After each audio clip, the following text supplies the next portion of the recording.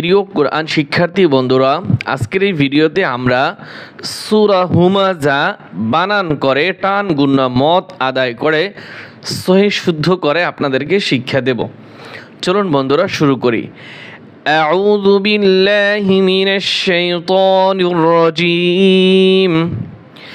বিসমিল্লাহির রহমানির রহিম।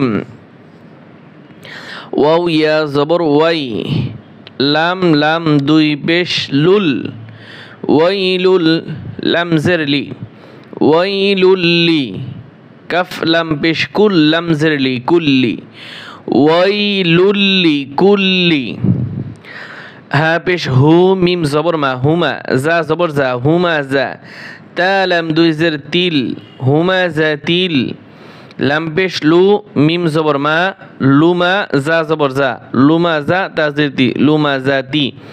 যখন ওয়াকফ করব তখন তি আর হবে না, এই তা গোলতা হা উচ্চারণ হবে। দেখেন আমি কিভাবে পড়ি।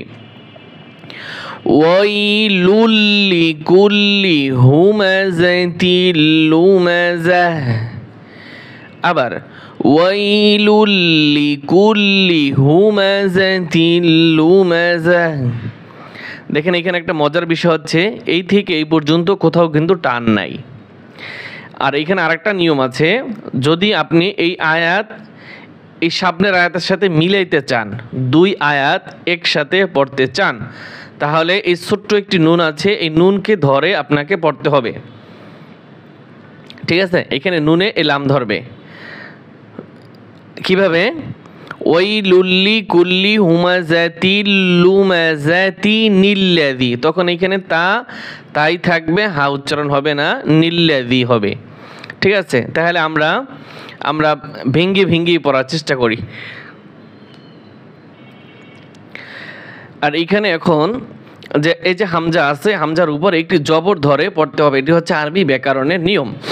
হামজা লাম জবর আল, লাম জবর লা, আল্লাহ, জাল ইয়াজের জি, এক আলিফ টান হবে, আল্লাযী। জিম জবর জা, মিম জবর মা, আইন জবর আ, জামা, জামা, আল্লাযী জামা, মিম আলিফ জবর মা, আল্লাযী জামা মা। এই মিমে টান হবে, আবার এই মিমে টান দিবেন না, এই মিমে টান হবে। এইখানে মিমের এই যে জবর বাম পাশে খালি আলিফ, এখানে টান হবে, খবরদার এখানে কিন্তু টান দিবেন না। আল্লাযী জামা মা, লাম ওয়াও দুই জবর লাউ, ইদগামে বাগুন্য হবে। ওয়াও জবর ওয়া, আইন দাল জবর আদ, ওয়া আদ দাল জবর দা, ওয়া আদ দা দাল জবর দা, ওয়া আদ দা দা, হা উল্টা পেশ হু, ওয়া আদ দা হু। এইখানে কিন্তু ওয়াকফ করলে টান হবে না। দেখেন আমি কিভাবে পড়ি, সুন্দরভাবে আমার সাথে সাথে বলার চেষ্টা করবেন। আল্লাযী জামা মা লাউ ওয়া আদ্দাদা। আমি আবার বলছি, আল্লাযী জামা মালাও ওয়া আদ্দাদা। ইয়া হা জবর ইয়াহ, হায় হত্যি ছোট হা, সিন জবর সা বা পেশবু, ইয়াহসাবু, ইয়াহসাবু। হামজা নুন জবর আন, ওয়াজিব গুণ হবে, নুন জবর না, আন্না, মিম আলিফ জবর মা, লাম জবর লা, হা উল্টা পেশ হু, আন্না মালাহু। হামজা খ জবর আখ, লাম জবর লা, আখলা, দাল জবর দা, হা উল্টা পেশ হু, আখলাদাহু। ওয়াকফ করলে টান হবে না। এখন অনেকেই এই ছোট্ট ছোট্ট বিষয়গুলো অনেকে বলেন ভাই কেন হবে না। আরও দেখছি আমি অনেকে কমেন্ট বক্সে কমেন্ট করে, ভাই কেন হবে না, এটা কেন হয়েছে। ভাই এক একটা বিষয় নিয়ে আসলে এইটা হচ্ছে, ভাই এই কেনর উত্তর তো দেওয়া যায় না। এটা হচ্ছে আরবি আপনার তাসবিতের নিয়ম, এখানে এরকম হবে। আবার অনেকে জানেন সেজন্য বলেন হুজুরের বাড়তি কথা বলে কেন। ভাই বাড়তি কথা বলছি না, অনেকেই এরকম কমেন্ট বক্সে, মানে আমি তো আসলে কে কোন জায়গায় দিয়ে কমেন্ট করছে বোঝা যাচ্ছে না। হ্যাঁ, এই জন্য ভালো, আমি আপনাদেরকে হোয়াটসঅ্যাপ নাম্বার দিয়ে দেবো, স্ক্রিনশট দিবেন, ভয়েস দিয়ে আমাকে প্রশ্ন করবেন ইনশাল্লাহ। তো দেখেন আমি কীভাবে সুন্দরভাবে পড়তেছি। ইয়াহসাবু এই বা যেন টান না হয় আন্নামালাহু আন্না গুণ হবে টান দিবেন না আর মা টান হবে আন্নামালাহু আখলাদা ইয়াহসাবু আন্নামালাহু আখলাদা কাফ লাম জবর কাল লাম আলিফ জবর লা কাল্লা এক আলিফ টান হবে লাম জবর লা এই ইয়া এই মিম ধরবে এই দেখেন নুন সাকিনের পরে বা আসছে তাহলে ইকলাবের নিয়ম হচ্ছে বাকে মিম ধারা পরিবর্তন করতে হয় তাহলে এইখানে এই কি করবে এই ইয়া এ ছোট্ট মিম ধরবে নুন ধরবে না কিন্তু ইয়া এ ছোট্ট মিম ধরবে লা ইউম কাল্লা লা ইউম বা জবর বা জাল নুন জবর জান বাজান নুন জবর না বাজান্না কাল্লা লা ইউনবাযান্না আমার সাথে সাথে বলেন কাল্লা লা ইউনবাযান্না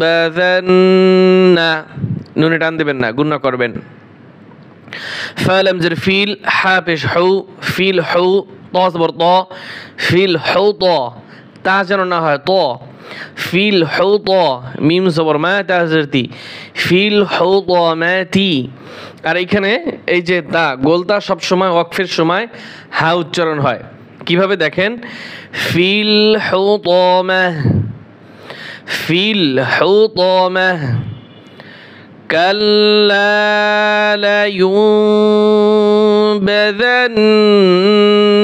في الحطمة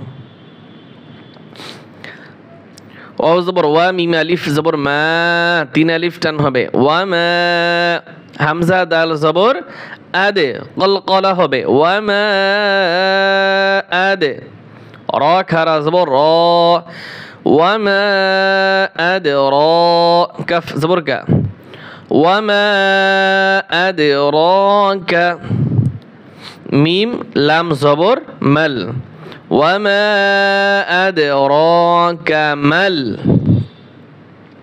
حافش حوطة زبر طا حوطة ميم زبر ما تافش تو حوطة ما تو أكفش ماي حوطة ما وما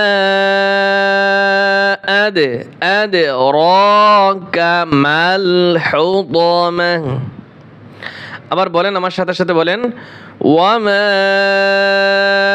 أدراك ما الحطمة